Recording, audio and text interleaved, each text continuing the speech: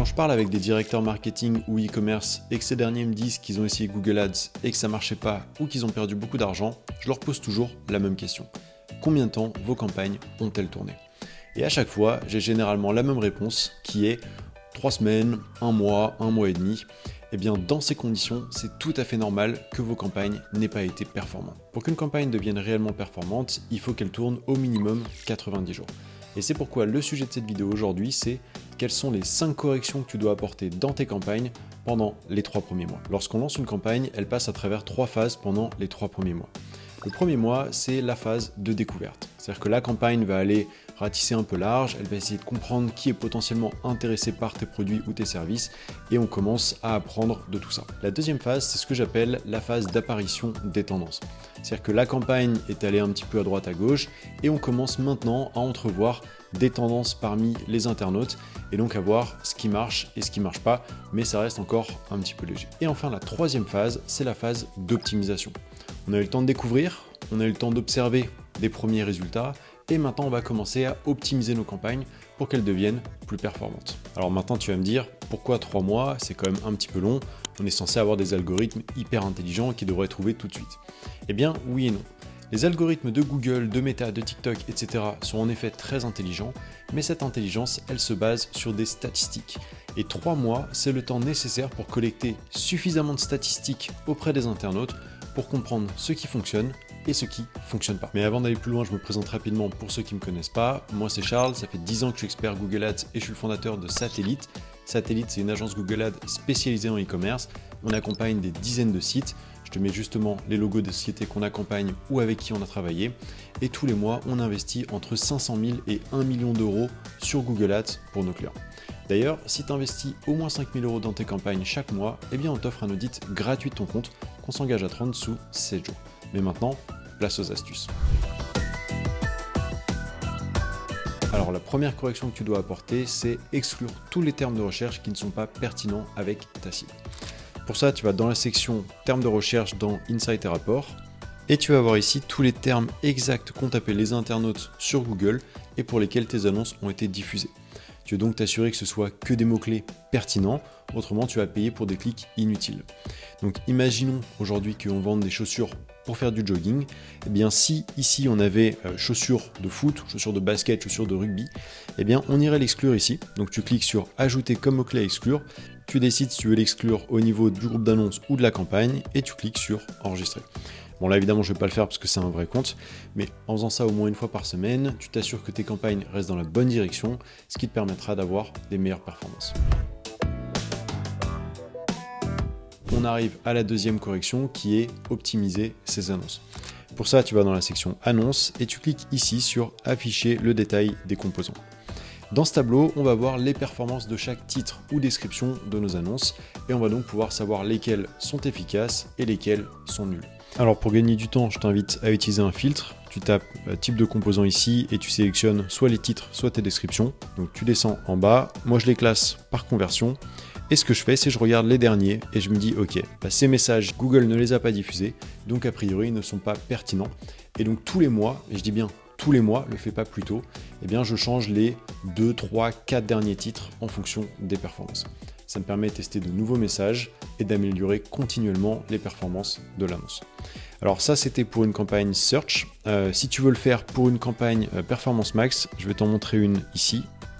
Hop, donc tu vas ici dans tes groupes de composants, tu cliques sur afficher les détails. Et même chose, tu vas aller ajouter un filtre. Le filtre c'est type de composant et tu regardes ensuite tes titres longs ou tes descriptions et c'est exactement le même fonctionnement. Troisième correction, on va s'intéresser aux performances de tes produits. Tu as dû le voir dans mes autres vidéos, en e-commerce, le canal le plus pertinent, c'est le canal shopping, c'est celui qui a les meilleurs résultats. Et on va donc s'intéresser aux performances des produits de ton inventaire pour réorganiser notre flux shopping et n'investir que sur les produits sur lesquels tu es le plus rentable. Alors ça, c'est quelque chose que tu peux faire seulement au bout de 3 mois. Je t'invite à ne pas le faire avant, sauf si tu as vraiment des résultats criants. Mais pour ça, tu vas te rendre dans la section produits et tu peux regarder les performances de chaque produit. Alors le problème, c'est que c'est un petit peu compliqué, un peu fastidieux et tu vas passer beaucoup de temps à faire des calculs sur Excel, etc. Tu vas vraiment te compliquer la vie. Donc ce que je te conseille de faire à la place, c'est d'utiliser l'application Satellite. Ça, c'est une application qu'on a montée avec mon équipe et qui te permet d'analyser les performances des produits en 2 minutes et de rediriger ton budget vers les produits les plus performants. Alors, je me suis mis sur les 3 derniers mois, comme tu peux le voir. On va dire qu'on cible un ROAS de 4 et un coût minimum investi par produit de, et on va le monter à 15 euros. Je t'ai expliqué dans une seconde à quoi ça sert. Et en fait, cet outil, il va répartir tes produits en différentes catégories selon leur performance. Maintenant qu'on sait ça, on va s'intéresser à 2 choses. D'abord, le ROAS par catégorie, puis le budget investi pour chacune des catégories. Et moi, ce que je vois là, ça me saute aux yeux, c'est on a les produits héros qui ont un ROAS de 11,96, donc très supérieur aux 4 qu'on s'était fixé comme objectif. Et on a également les produits montants qui ont un ROAS de 27,8, donc là c'est exceptionnel.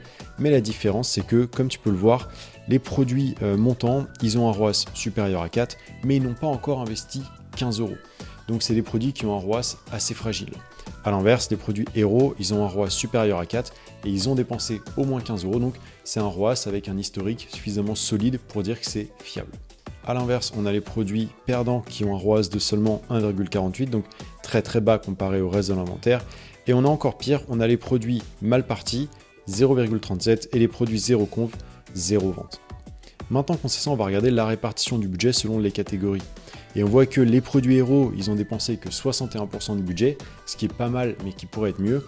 Et à l'inverse, on a les produits perdants qui ont dépensé presque 20% du budget, les produits zéro conv, 12,7%, et les produits mal partis, 4,6%. Ce qui représente quasiment 40% du budget du compte. Et donc l'idée, ça va être de rediriger le budget des produits zéro conv, mal partis et perdants vers nos produits héros et montants. En faisant ça, comme tu t'en doutes, les performances des campagnes vont devenir très supérieures, tu vas avoir un bien meilleur ROAS et tu seras beaucoup plus rentable. Alors maintenant, je te vois aussi venir et tu vas me dire, mais comment on sait quels produits sont dans quelle catégorie et comment on fait pour rediriger le budget?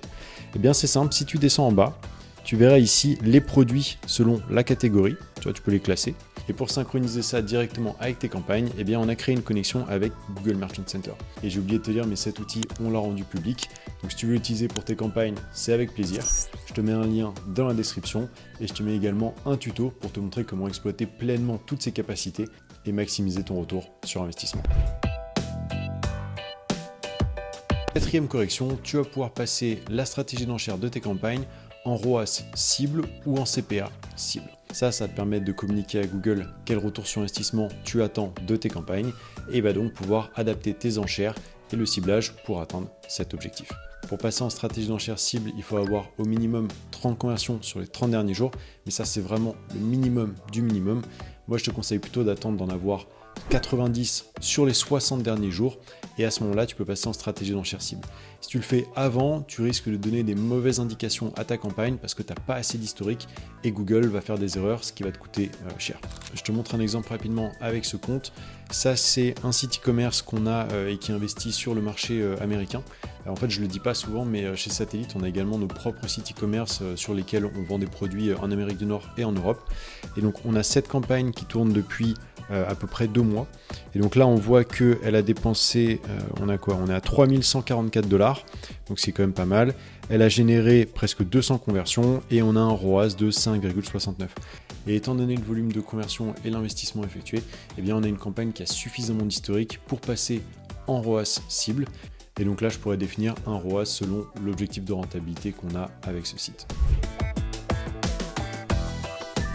Et enfin, dernière correction, tu vas pouvoir commencer à désactiver tous les mots-clés, tous les groupes d'annonces et tous les groupes de composants qui ne sont pas rentables. Ça, c'est quelque chose que je t'invite à faire à partir des 1 mois et demi, 2 mois, sauf si tu as des résultats qui sont vraiment évidents. Mais tu vois, par exemple, dans ce compte, eh bien, on a ici un groupe de composants qui a un ROAS de 16,08 contre ici un groupe de composants, je le décoche, qui est seulement à 5,58. Bah typiquement, au bout de 60 jours, on a décidé de couper celui-là pour concentrer le budget que sur celui-là. Voilà, c'est tout pour aujourd'hui. Si tu as des questions, n'hésite pas à les laisser en commentaire. Si tu veux savoir tout ce qui se passe dans l'actualité Google Ads, tu peux également me suivre sur LinkedIn ou sur X. Je te mets le lien de mes comptes. Enfin, je me permets de te rappeler que si tu investis au moins 5 000 € dans tes campagnes chaque mois, eh bien on t'offre un audit gratuit de ton compte. Et pour terminer, si la vidéo t'a plu, s'il te plaît, laisse-moi un like, un commentaire et abonne-toi à la chaîne. Je sors une vidéo comme ça tous les mardis et ça m'aide énormément. À bientôt. Voilà, c'est tout pour aujourd'hui. Si tu souhaites te faire accompagner dans la gestion de ton compte Google Ads, n'hésite pas à prendre rendez-vous directement en bas dans la description de cette vidéo ou à me contacter sur LinkedIn pour recevoir un audit gratuit de vos campagnes. Merci d'avoir visionné cette vidéo et à très bientôt.